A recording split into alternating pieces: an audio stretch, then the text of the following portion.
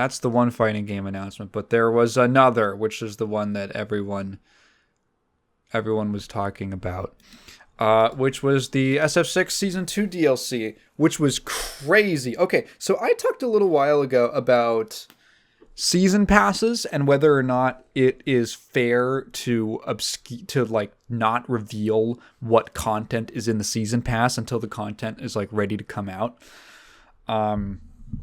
And I said that I liked the fact that Street Fighter 6, we all knew who the characters were going to be.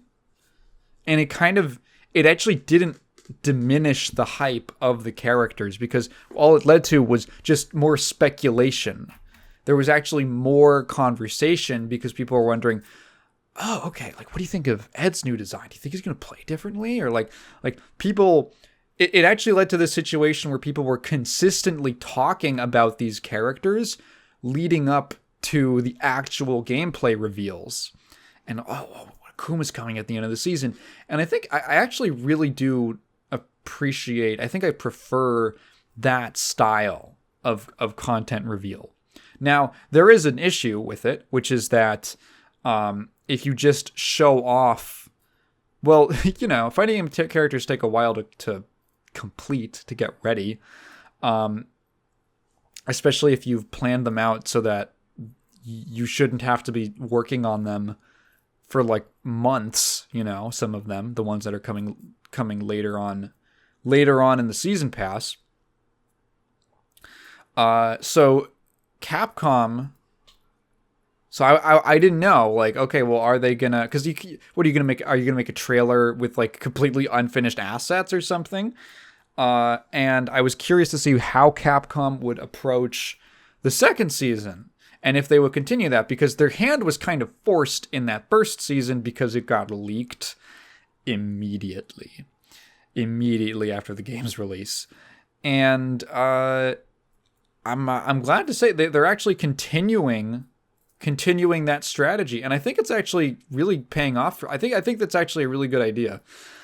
So their solution to the problem of how do we show off these characters, because in the first time around, they just showed like, here's concept art. There you go. Here's concept art.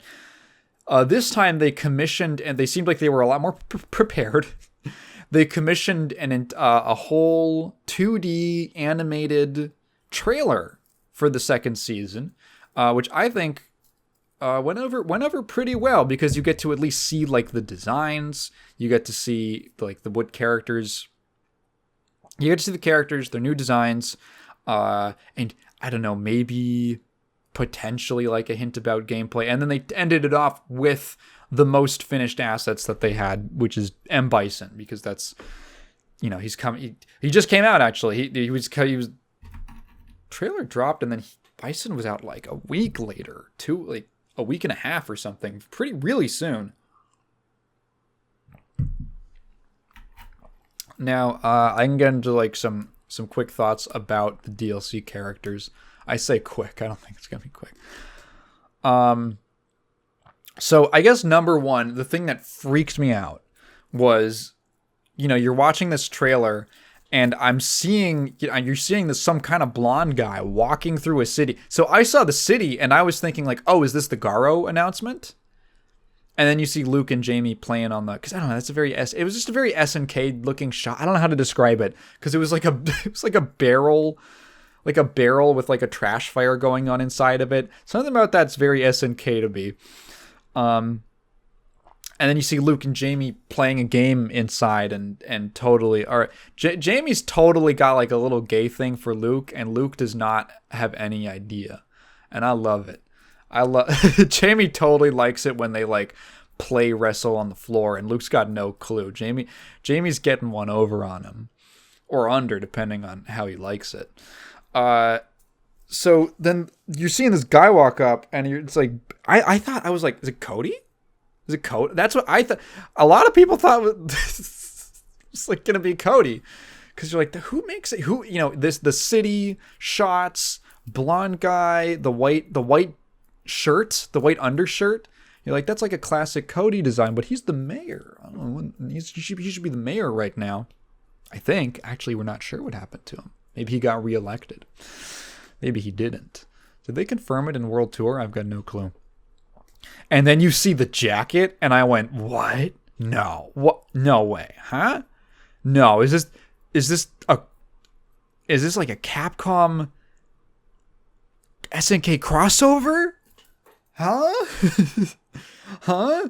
What? And dude, I straight up thought Terry bursts through the doors, and until I was convinced, there was like 5 seconds, because that's how much time I had, where I was convinced that this was Avatar costumes. That this was just going to be, you're going to get Terry Bogard Avatar costumes.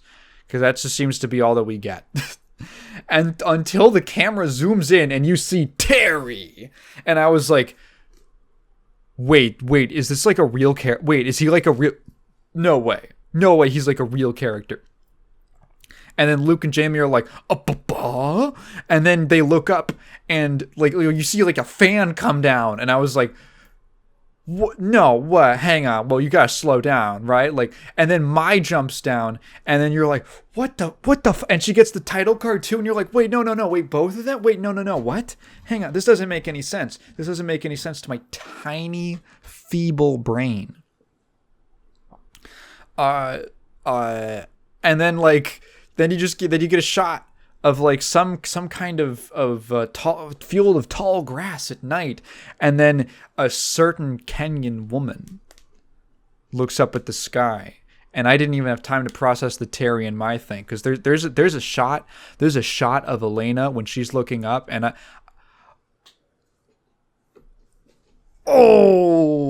thank you, Capcom. You know that meme with like Kratos where he's like yelling at the sky. Capcom! Capcom! 5 more years of Elena art and my soul is yours. And then the whole Bison shit. Okay, so the thing with Terry and Mai, it is so... Okay, there's a couple layers to how crazy that is. So Street Fighter has never had like a true guest character in it. You can say like, X-Men versus Street Fighter, but that's like a crossover game. That's like its own game, right? Or Street Fighter cross Tekken, right? Like those are their own things. That's like saying that them and Ryu and Marvel vs. Capcom is a cameo thing. No, that's the game. Within a Street Fighter game, there has never been a character from another company. The closest they've gotten is other Capcom series, like obviously Final Fight. Final Fight is just in Street Fighter. It's basically the only way you're ever going to get more Final Fight content or like story or anything like that with those characters is through Street Fighter. And like rival schools. There's like a couple different series that Capcom has just sort of worked kind of neatly tied into Street Fighter. Strider, sort of, with Zeku. They have never straight up just gotten a character from another company. I don't count Street Fighter EX because that doesn't count. That doesn't count. Those were Capcom characters until he left. That's a very specific case. They've never just gotten like an actual third-party character in a Street Fighter game, and that's not unusual for fighting games. It's not unusual for that. I mean, fucking Akuma was in Tekken, right? He was a whole character with like lore and shit, and he just exists in the Tekken universe solely by himself, which I think is really funny. That's not a weird, super weird thing. SNK's had that. SNK has practically built their fighting game brand on crossovers. They literally in the last Sam show, they had the Crusader from what is that game? Chivalry, and Bison from Guilty Gear. Like, it's not weird for fighting games, but it's weird to have two.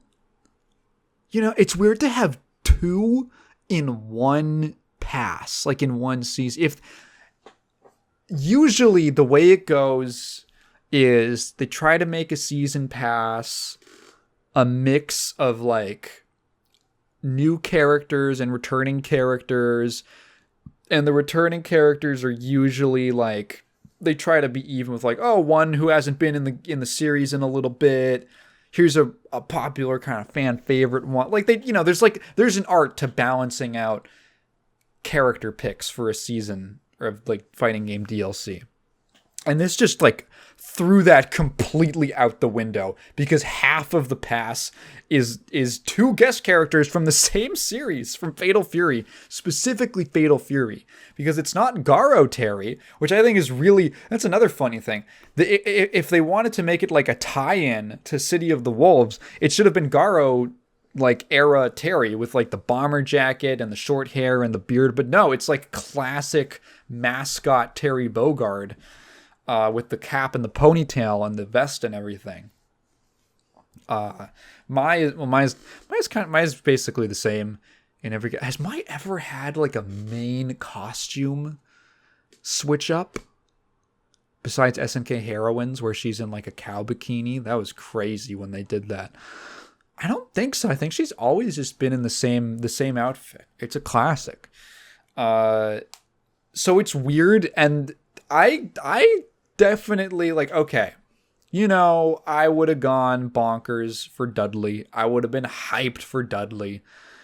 Honestly, just a bunch of Third Strike characters I would have been excited for. Hugo, I love Hugo. Makoto. I would have been Necro would have been really cool. I don't mind Remy, I think Remy would be nice to have back. I think they could do something cool with him. Have like a third fireball charge character in the game. There's a lot of characters that I would have picked over having two guests. And if you were upset about that or you thought that was lame, I get it. I can see that. But this is like so... I don't know, man. There's something just so cool. I think I just love Terry Bogard. I think that's it. I think Terry Bogard is just he's just such an inherently lovable character. Like, you're so down with him as soon as you see him. When he goes, come on. And he goes, are you okay? Buster Wolf. That's gotta be his level 3, right? Oh, I want to see a critical art Buster Wolf. Doesn't he have one that's like Buster Wolf into Triple Geyser? Doesn't he? I feel like that's what it would be or something like that, right? Like I'm excited. I'm excited to see how his moveset gets adapted into 6. Terry is, he's a pretty consistent character in like his play style and his moveset. They do a little funny stuff with him every once in a while. They might change up the motion inputs or give him a new move or replace one or something like that. But he's always kind of Terry Bogard. And I guess Mai too? I feel like Mai has always been just kind of like she's like kind of an all-rounder, sort of like...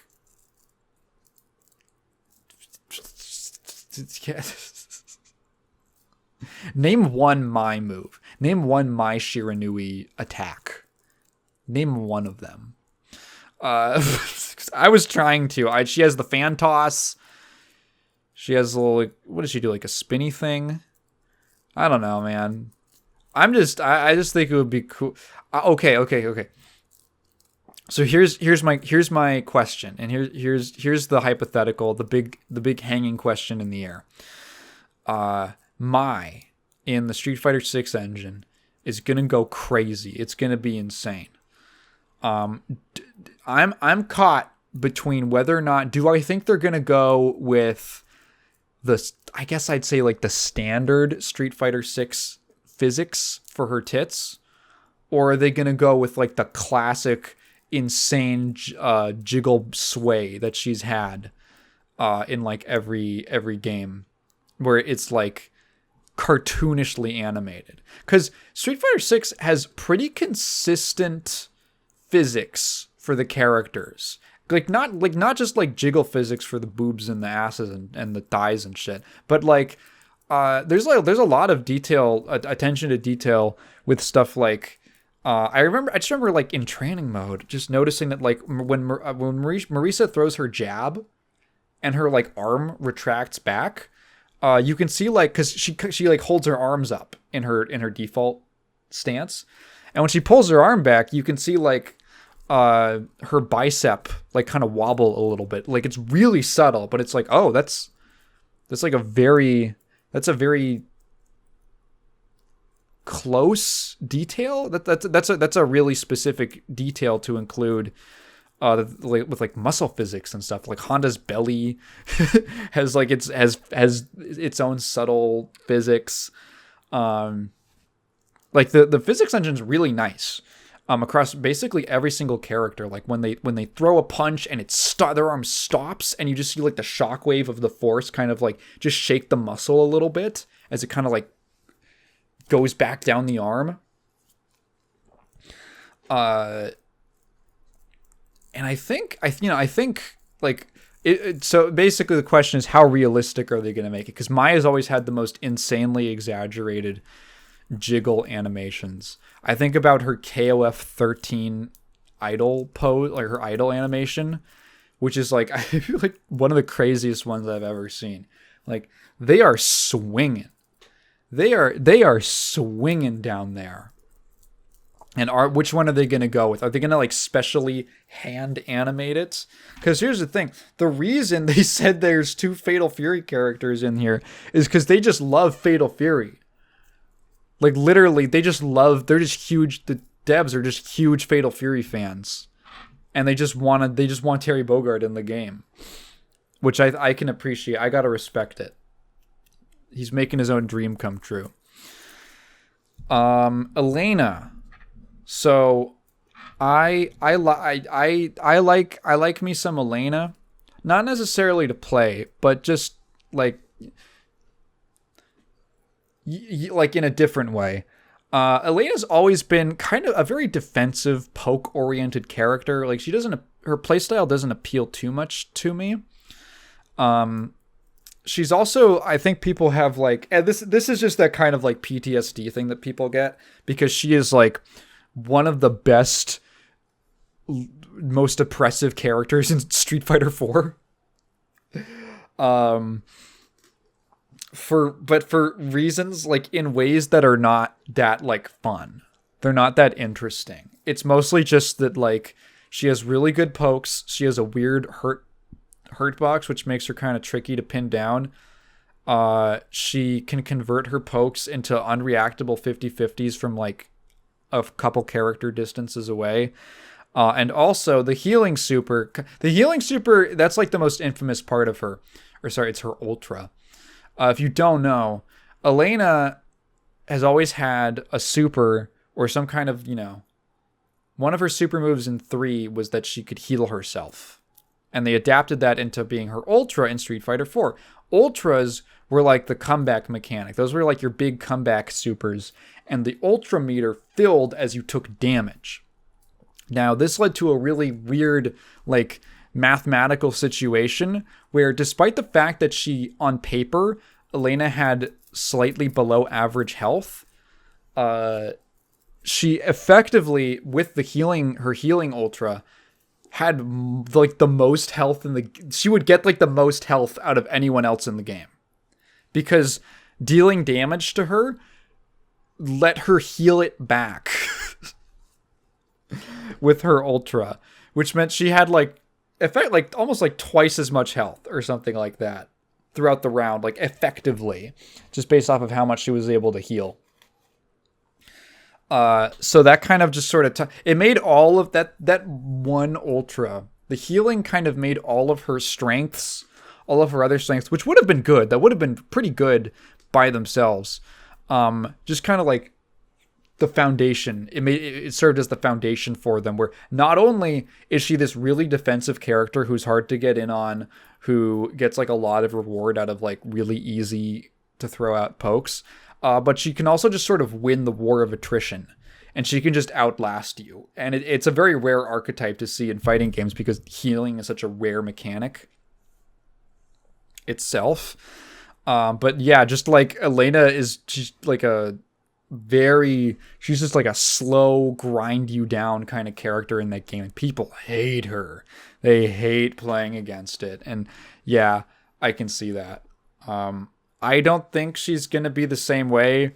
So people see either go, oh no, don't give her a healing, but it wouldn't matter. She could have, I could see them, if they bring it back, I could see them making it like her level 2 or I don't know, something like that.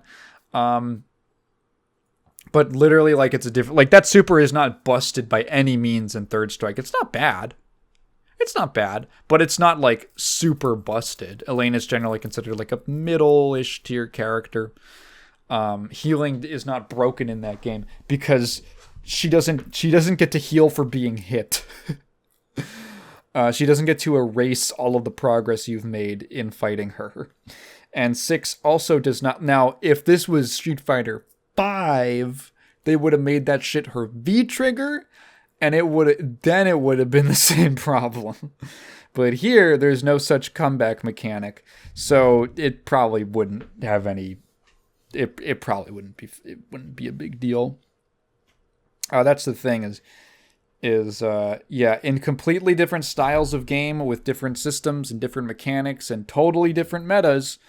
It turns out that the character who was strong or weak in the previous game could be completely different. Unless your name is Akuma, who is good in just about every Street Fighter game. Are there any games where he's bad? I don't even think in like the Versus games he's considered that bad. And those Street Fighter characters tend to struggle in those games.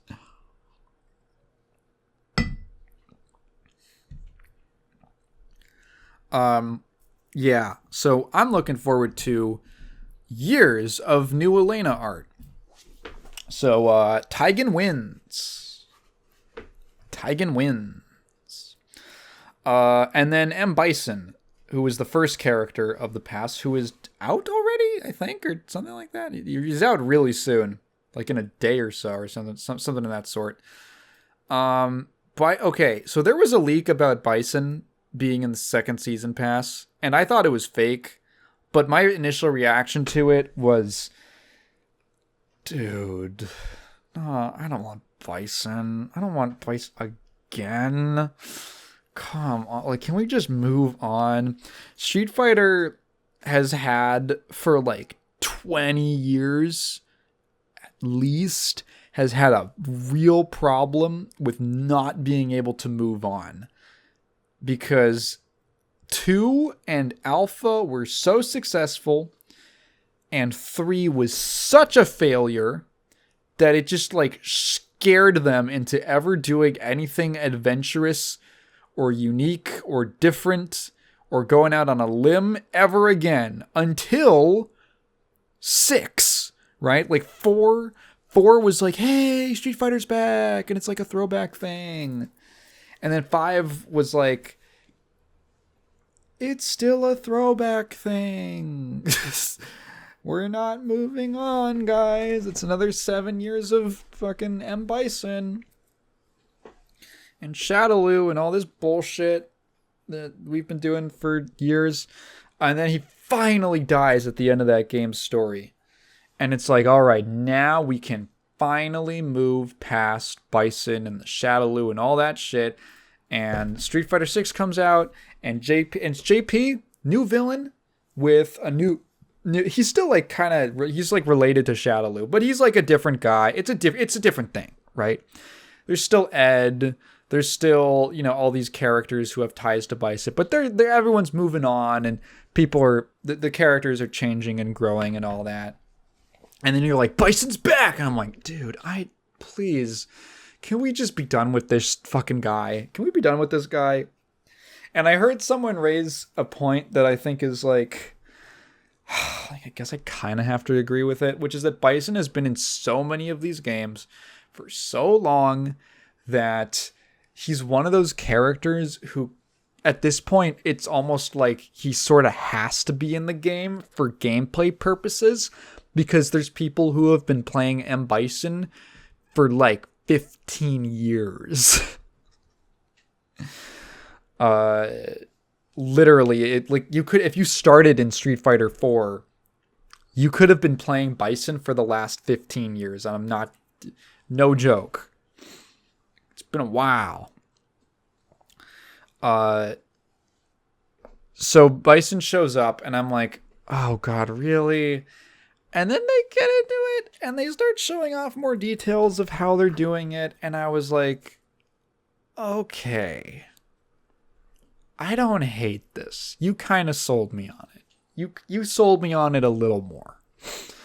I'm not super jazzed about it, but I'm not upset anymore.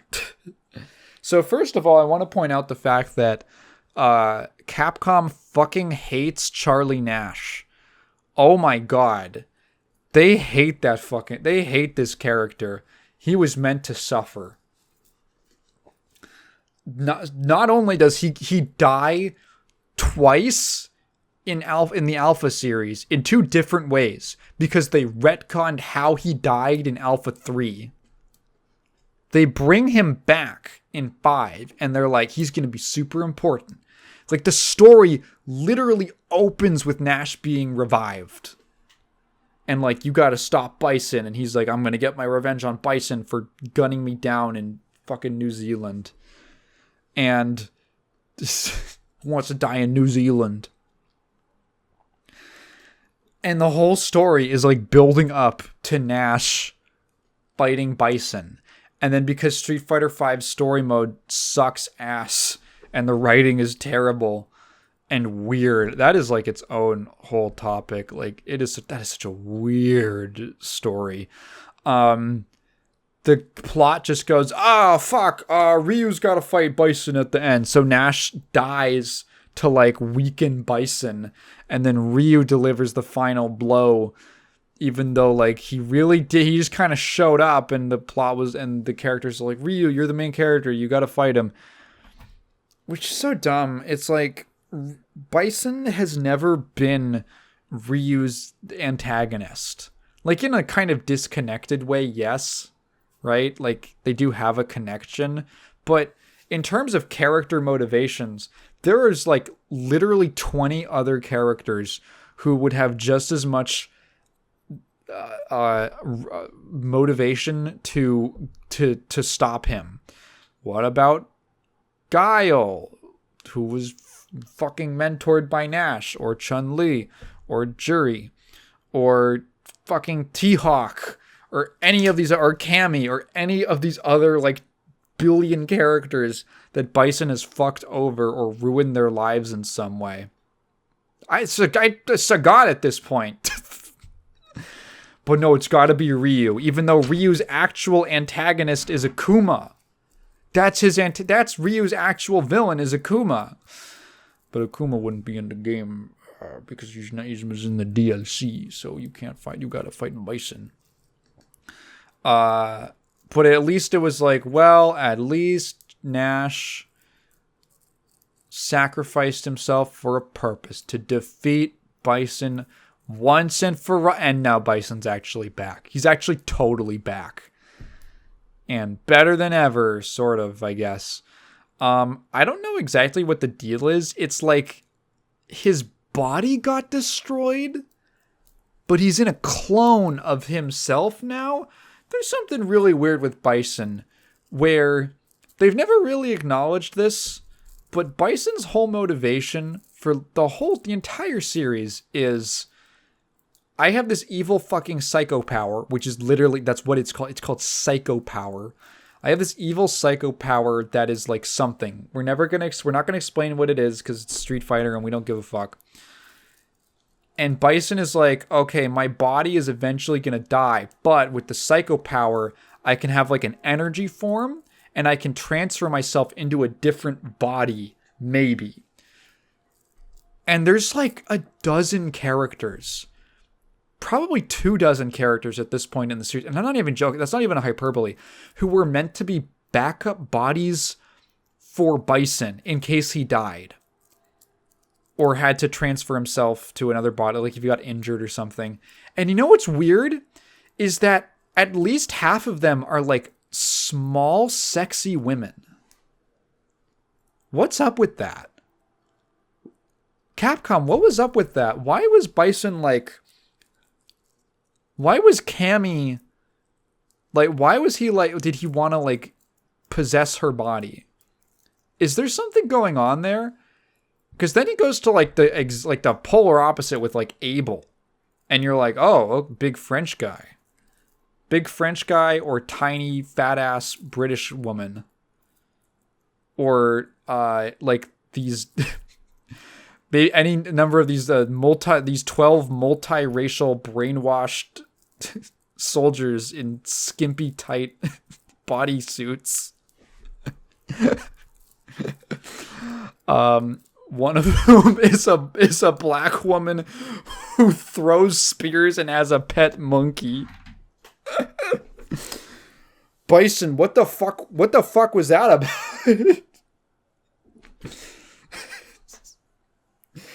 That guy, he's got to have some kind of complex. He's got to have some kind of complex that psychologists don't even have a name for yet. But no, he's back in his like regular kind of Bison big man body. And here's something that's interesting. Okay. I think the deal is that he has amnesia. He takes on the name M. Bison because I guess he just likes it. Like someone sees him and they're like, oh my God, it's Bison. And he goes, I like that name. I think I'll take it. Also, he rides around on a horse everywhere for some reason. He goes everywhere with the horse. It's in like his walk-in animation during the loading screen. I'm pretty sure he's sitting on it on the character select. He gets off of it and gets back onto it for his intro and outro animations. And he also always rides it with his arms crossed, which is kind of sick. I like the new design with like the cape, the tattered cape and all that. So the deal with him having amnesia, I think they're trying to do a thing where he's not like fully psycho power anymore. He's like a weird mix. So because Street Fighter lore is dumb, they have like these 4 different powers that are actually kind of like 2. So there's like what Ryu and Ken and all those characters have, which is like chi, which is like this energy, harnessing energy for martial arts and stuff. And then guys like Akuma have like purple chi, which is called the Satsui no Hado, which means the power of evil. Okay. And then you've got like Rose and Minot, who both use something called soul power. And soul power is not chi, but it's like exactly like chi in basically every way. And it's like blue. And then Bison has psycho power, which is purple, and it's like evil soul power. So there's chi, which is like usually blue. And then Satsui no Hado, which is purple. And then there's soul power that's blue and psycho power that's purple. And none of these are considered the same thing for some reason. And so it was, in the old games, but when Bison used psycho power, it was like this greenish blue. So now that Bison, because he uses like, it's a mixture of blue and purple now in his attacks. So like, it's just psycho power again. Except I'm pretty sure that ever since Street Fighter 4, Capcom has kind of codified that psycho power is purple and soul power is blue, because they did it with Rose and Bison. And then in 5, they had Rose and Minot, who both use blue spirit soul power. And then they had Bison, Ed, Falk, and they all use the purple psycho power. So I'm pretty sure that's just what it is now. So I think it's like, he has like the same power source, but because he's not so fucking evil, because he doesn't have all of his memories, he's like partially using like the good, clean version of the energy, which is kind of neat. I don't mind that. I think that's kind of cool. He continues the trend of taking things that were like V skills and V triggers from Street Fighter V and just making them his normal movesets. It's just a thing he's got, which they should have been doing the whole time in that game. So in this case, he's got these like psycho mines, which are like these these energy psycho power explosives that he can stick onto the opponent and then pop, and it's like a big explosion thing. Now that's just like a part of his main game plan. And guess what? Wow. Because it's not an optional thing and it's something that he's always got, the devs can actually build his kit around it and make it feel like it's actually like a holistic character that has parts that are supposed to work together, as opposed to like, well, we have to make all of these things kind of work separately because the V skill or the V trigger can be completely swapped out for something different.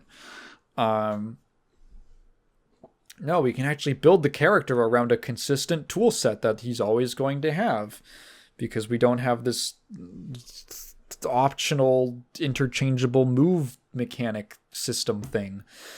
Anyway, so they've kind of built... So Bison's always been like a rush down, in-your-face bully. He's always had like really plus on block special moves where you block it and then you're like, fuck, what do I do? It feels he's always plus. What do I do?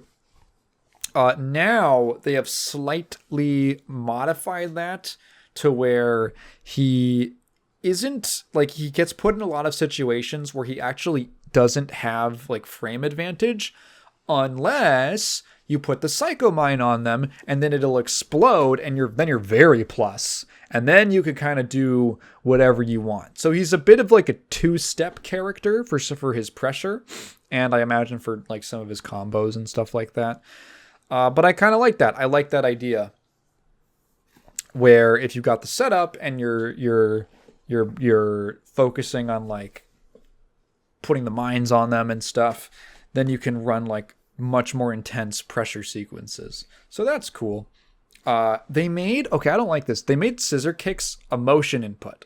It's not a charge input anymore. It's quarter circle forward kick. I don't like that. That should be a back input. It just feels... right? That just feels like it should be a back input. It should be quarter circle back, not forward. It should be back. It's just one of those things where there's some moves that you look at and they feel like they should have a certain motion. Like, it would be weird if you had a project, like if Ryu suddenly had Hadouken on like quarter circle back. That would be weird, right? Or I don't know. I guess a better example would be, what if Hadouken was like a down up charge input? You'd be like, no, that's not right. No, don't do that. It should be back forward if it's going to be anything. That's what it feels like. It should be a forward, not a backwards or an up. Yeah. So, how do I feel about this season pass? Interesting. It's definitely kind of a ballsy move to make half of the pass guest characters. There are now more guest characters in Street Fighter 6 than Street Fighter 3 characters.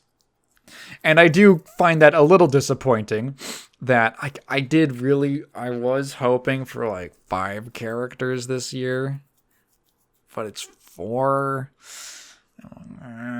Okay. That, the game's going to be 2 years old, and there will still be no Street Fighter, and 2 seasons in, and there will be no Street Fighter 3 characters. Or, are there any alpha characters in the game yet? No, it's literally, there's a couple 5 characters, there's Jury.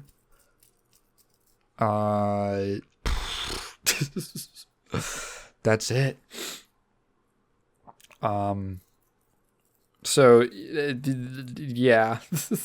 6 is such a weird game, because if it was any worse, I feel like people would be much more negative about stuff like this. But because the game is just kind of like good, and everyone kind of knows that it's good, you're willing to give it a little more slack because you're like, well, it's still Street Fighter 6, you know, like it's still like a really good game, like on a fundamental level.